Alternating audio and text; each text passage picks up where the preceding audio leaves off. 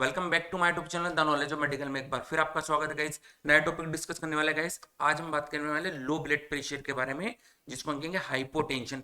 Hypertension क्या होता है, इसके बारे में हमने कंप्लीट एक वीडियो बनाया है। अभी तक आपने नहीं देखा है तो प्लीज चैनल को लाइक सब्सक्राइब कीजिए और वीडियो को देखिए। देखिए, आज हम बात करने वाले हैं हाइपोटेंशन के बारे में। हाइपोटेंशन क्या होता है, लो ब्लड प्रेशर क्या होता है। देखिए, शरीर में किसी भी प्रकार से होने वाली ब्लड की कमी को ही हम क्या कहेंगे, low blood pressure. Low blood pressure क्यों होता है, इसको समझ लेते हैं पहले। देखिए, जब भी आप डॉक्टर के पास गए हैं या आपने मेजर किया होगा, दो संख्या आती है। जो ब्लड प्रेशर नापने की जो मशीन होती है उसमें दो संख्या आती है। एक को बोलते हैं सिस्टोलिक, दूसरे को बोलते हैं डायलोस्टिक। क्या होता है दोनों को अच्छे से समझते हैं। देखिए, ये हार्ट है आपका, ठीक है। हार्ट का मेनली काम क्या होता है, ये क्या कॉज करता है, यह काम करता है बॉडी में ब्लड को सर्कुलेट करने का काम करता है, धमनियों तक पहुंचाता है, ब्लड को ब्रेन तक पहुंचाने का यह काम करता है। शरीर में एक तरीके से ब्लड को संचार करने का काम करता है आपका हार्ट, ठीक है। इसका जो स्पीड होना चाहिए वो होना चाहिए 120 millimetre of mercury. Systolic blood pressure, अगर सिस्टोलिक ब्लड प्रेशर इससे ऊपर है, लाइक कि आपका पहुंच गया 130 टू 140, तो इस कंडीशन को हम कहेंगे high blood pressure. But sometimes क्या होता है, जो सिस्टोलिक ब्लड प्रेशर होता है, ब्लड को आगे पहुंचाने की जो स्पीड होती है वो कम हो जाती है, वो होती है आपकी 90 के लगभग अगर है, तो इस कंडीशन को हम कहेंगे लो ब्लड प्रेशर, ठीक है। अब आपने हार्ट को तो देखा ही होगा किस तरह से पंप करता है। जैसे ही हार्ट ने पंप किया, ब्लड आगे गया, बट हार्ट जब रिलीज होगा तो वापस ब्लड लौट कर भी आएगा, ठीक है। उसको हम बोलेंगे डायलोस्टिक ब्लड प्रेशर। क्या कहेंगे, डायलोस्टिक ब्लड प्रेशर। ये कितना होना चाहिए गाइस, ये होना चाहिए आपका 80। और 80 के लगभग है तो ब्लड आपका कंट्रोल में है, बट इसके ऊपर है, ये आपका 90 के लगभग जाता है तो हाई ब्लड प्रेशर होगा। इससे अगर कम है या 60 के लगभग है तो इसको हम कहेंगे low blood pressure. Is that clear. That means जो करेक्ट हमारी संख्या होनी चाहिए वो होनी चाहिए 120/80, ठीक है। आपका सिस्टोलिक ब्लड प्रेशर होना चाहिए 120 और डायलिस्टिक ब्लड प्रेशर होना चाहिए आपका 80। इसके ऊपर है तो हाई होगा, इसके नीचे है तो लो ब्लड प्रेशर होगा। आइए अब लो ब्लड प्रेशर के हम कुछ कॉजेस को समझ लेते हैं, कारण जान लेते हैं किस वजह से होता है। There can be many reasons for hypotension. Hypotension के कई कारण, कई रीजंस हो सकते हैं। कुछ पर ध्यान देते हैं, जैसे कि शारीरिक वीकनेस, आप कमजोर हैं, बॉडी आपकी वीक है तो ये बड़ा कारण हो सकता है। समय से पानी नहीं पीना, डिहाइड्रेशन हो जाना या भोजन टाइम से नहीं करना, यह एक बड़ा कारण होता है क्योंकि बॉडी में प्रॉपर एनर्जी नहीं मिल पा रही है। फिजिकल वीकनेस, मेंटल वर्कलोड, ज्यादा टेंशन लेना, लोड लेना, उस वजह से भी होता है। ज्यादा उपवास करना, फास्ट करना या रोजे रखना, ये भी एक बड़ा कारण है। आगे बात करते हैं मानसिक आघात, किसी तरह की कोई टेंशन हो या ब्लड लॉस। देखिए, अगर ब्लड लॉस हुआ है, बॉडी में इंजरी हुई है, कुछ एक्सीडेंट वगैरह हुआ है, कुछ मिस हैपनिंग हुई है, तो ब्लड आपका ज्यादा निकला है, ठीक है, उसको रिकवर होने में टाइम लगेगा।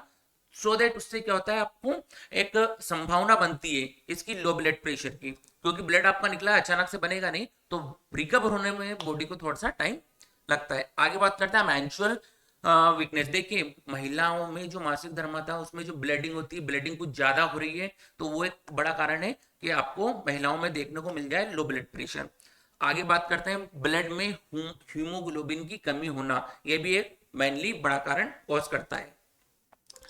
आगे बात करते हैं सिम्टम्स। देखिए, सिम्टम के बेसिस पर ही हम पता कर पाएंगे कि हाइपोटेंशन ब्लड प्रेशर है या हाइपरटेंशन है, यानी कि हाई ब्लड प्रेशर है या लो ब्लड प्रेशर है। हाई ब्लड प्रेशर को हम क्या कहेंगे, हाइपरटेंशन, और लो ब्लड प्रेशर को हम कहेंगे, लो ब्लड प्रेशर को हम कहेंगे हाइपोटेंशन, ठीक है। तो हाइपोटेंशन के कुछ अपन सिम्टम्स के बारे में जान लेते हैं। देखिए, नोजिया, वर्टिगो और वोमिटिंग है, ये आपको सिर दर्द है, ठीक है, ये आपको कमजोरी है, ये आलस है, ये सब क्यों होता है, ये सब क्यों होता है, इसका मेन रीजन क्या है गाइस, जब ब्लड प्रॉपर आपके ब्रेन तक नहीं पहुंच पाएगा, माइंड तक नहीं पहुंच पाएगा, तो बॉडी आपकी फंक्शन नहीं कर पाएगी, क्योंकि ब्लड आगे पहुंचने की जो स्पीड है वो कम हुई है। सिस्टोलिक ब्लड प्रेशर आपका कम हुआ है, वो 80-90 के लगभग है, तो ब्रेन तक प्रॉपर क्या है, ब्लड पहुंच नहीं पा रहा है, जिसकी वजह से आपको चक्कर आएंगे, हाथों से पसीना आएगा, पसीना बहुत ज्यादा आपको देखने को मिलेगा, चक्कर आएंगे, आप खड़े खड़े गिर भी सकते हैं, ठीक है, वीकनेस ज्यादा होगी, सिर दर्द करेगा। ये सब सिम्टम्स क्यों नजर आते हैं, बिकॉज जो ब्लड है वो प्रॉपर आपके माइंड तक पहुंच नहीं पा रहा है और बॉडी आपकी फंक्शन नहीं कर पा रही, जिस वजह से आपको ये सारे देखने को मिलते हैं सिम्टम्स। टाइप्स पर थोड़ा सा हम ध्यान लेते हैं गाइस। टाइप्स कितने प्रकार के होते हैं। सिम्टोमेटिक हाइपोटेंशन, देखिए ये सिम्टम्स के ऊपर डिपेंड करता है, आपको क्रोनिक है या दूसरे तरीके का कोई, तो सिम्टम्स के बेसिस पर ये चीज आपको देखने को मिलेगी जो सिम्टम के बेसिस पर होती है। इसेंशियल हाइपोटेंशन, देखिए ये ज्यादा देखने को नहीं मिलता, 2 से 3% लोगों में होता है। आमतौर पर महिलाओं में ज्यादा देखने को मिलेगा। समटाइम्स कभी कभी ये होता है कि चक्कर वगैरह आना, ये जो रीजन है इसमें भी आपको देखने को मिल सकते हैं। कम लोगों में पाया जाता है, लगभग 2 से 3% लोगों में आपको देखने को मिलेगा। लास्ट पॉइंट पर ऑर्थोस्टैटिक हाइपोटेंशन, ये क्या होता है, सडनली खड़े होना। देखिए आप सो रहे हैं, अचानक से खड़े हो तो ब्रेन तक क्या हुआ, ब्लड पहुंचा नहीं है, उस वजह से हो सकता है ये ज्यादा वर्कलोड ले रहे हैं, ज्यादा टेंशन ले रहे हैं, या फिर ज्यादा कोई हार्ड काम कर रहे हैं। हाथ मतलब एक तरह से वर्कलोड से मतलब मेंटल ही नहीं, हाथों से ज्यादा ज्यादा काम कर रहे हैं, तो उस वजह से आपको देखने को मिल सकता है। बेसिकली कोई इसके सिम्टम्स है नहीं। तो ये 3 प्रकार के टाइप्स होते हैं। आगे बात करते हैं गाइस, प्रिवेंशन। क्या ऐसा कुछ करें हम, ऐसा कुछ क्या करें कि लो ब्लड प्रेशर होना, तो उसके लिए कुछ बेसिक सी चीजों पे हम ध्यान दे लेते हैं। जैसे कि फिजिकल एक्टिविटी, कम से कम 30 मिनट आपको इसमें एक्सरसाइज करना चाहिए डेली। अगर आप एक्सरसाइज करते हैं तो बॉडी के लिए काफी अच्छा होता है, कई तरह की बीमारियों का भी इलाज है। डाइट प्रॉपर आपको लेना चाहिए, ठीक है। खाने में ज्यादा से ज्यादा सलाद का उपयोग करें, ठीक है। फल फ्रूट ज्यादा लें, तरल पदार्थ ज्यादा लें तो ज्यादा अच्छा रहेगा। वेट, अगर आपका वेट बहुत ज्यादा है, मोटे बहुत ज्यादा है आप, तो अपना वेट थोड़ा सा कम करें, क्योंकि हाई और ब्लड दोनों ब्लड प्रेशर का रीजन हो सकता है। एल्कोहल स्मोकिंग को पूरी तरीके से अवॉइड करें। मैं सलाह देता ही नहीं हूं कि आप कम करो, कम नहीं बंद ही करो उसे। स्लिप, 7 से 8 घंटे का प्रॉपर नींद आपको लेना चाहिए। 7 से 8 घंटे का नींद नहीं है, इससे कम आप लेते हैं तो लो ब्लड प्रेशर और हाई ब्लड प्रेशर दोनों की संभावना इसमें बनी रहती है। स्ट्रेस, टेंशन से फ्री रहें। टेंशन ज्यादा लेंगे तो सिर दर्द भी होता है, हेडेक भी होगा, ठीक है, और भी दूसरी कहीं बीमारी होगी, तो हेडेक से थोड़ा सा दूर रहें। अब जान लेते हैं गाइस हम और डायग्नोज के बारे में। अगर पेशेंट हमारे पास आए तो हमें उसको सडनली क्या देना है और क्या सलाह उसको देना चाहिए। तो देखिए, पेशेंट को कंप्लीट बेड रेस्ट दें, उसको सीधा लेटा दें, सो दैट क्या होगा ना, ब्लड माइंड तक, उसके ब्रेन तक अच्छे से पहुंच सके। तो सबसे पहले पेशेंट को लेटा दें, कुछ काम ना करने दें, रेस्ट दें। ओआरएस का घोल बनाकर दें उसे, ठीक है। ओआरएस का घोल बनाकर पिलाते रहें ताकि डिहाइड्रेशन ना हो। और उसके अलावा नमक का पानी भी आप उसको गुनगुने पानी में दे सकते हैं। मिनरल, ठीक है, विटामिन, और उसके बाद बात करें जाए तो डाइट में उसको सलाद वगैरह, फ्रूट वगैरह की मात्रा थोड़ी सी बढ़ा दी जाए जिसमें विटामिन ज्यादा हो। आगे बात करते हैं, पेशेंट को ज्यादा से ज्यादा फ्रूट दें। देखिए क्या होता है, फ्रूट तरल पदार्थ नहीं, तो जूस वगैरह बना के उसकी थोड़ी सी मात्रा बढ़ा दी जाए, उसको दिया जाए। आगे समझते हैं।